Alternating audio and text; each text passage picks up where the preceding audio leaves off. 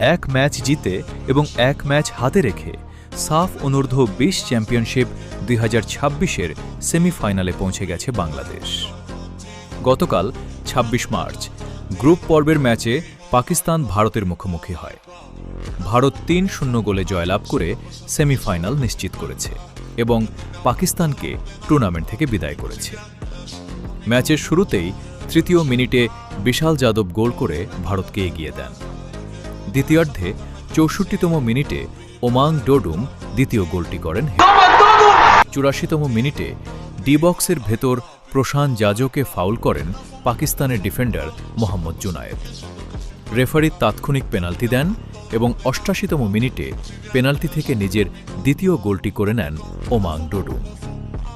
এদিকে বাংলাদেশ তাদের প্রথম ম্যাচে রোনান সুলিভানের দুর্দান্ত ২ গোলে পাকিস্তানকে হারিয়েছে। রোনান প্রথম গোলটি করেন ৫৪তম মিনিটে অসাধারণ ফ্রি কিক থেকে এবং দ্বিতীয় গোলটি ৬৭তম মিনিটে হেডারে। ফলে বাংলাদেশ ২-০ গোলে জয় পায়। গ্রুপ বিতে ৩টি দল বাংলাদেশ, ভারত ও পাকিস্তান এবং প্রত্যেক দল ২টি করে ম্যাচ খেলবে। পাকিস্তান ২ ম্যাচেই হেরে বাদ পড়েছে। বাংলাদেশ ও ভারত উভয়ই একটি করে জয় পেয়ে সেমিফাইনালে উঠে গেছে। আগামীকাল ২৮ মার্চ বিকেল ৪টা ৪৫ মিনিটে বাংলাদেশ সময় গ্রুপ পর্বের শেষ ম্যাচে বাংলাদেশ মুখোমুখি হবে ভারতের। ম্যাচটি যে এই টুর্নামেন্টের সেরা লড়াই হতে চলেছে তা বলাই বাহুল্য।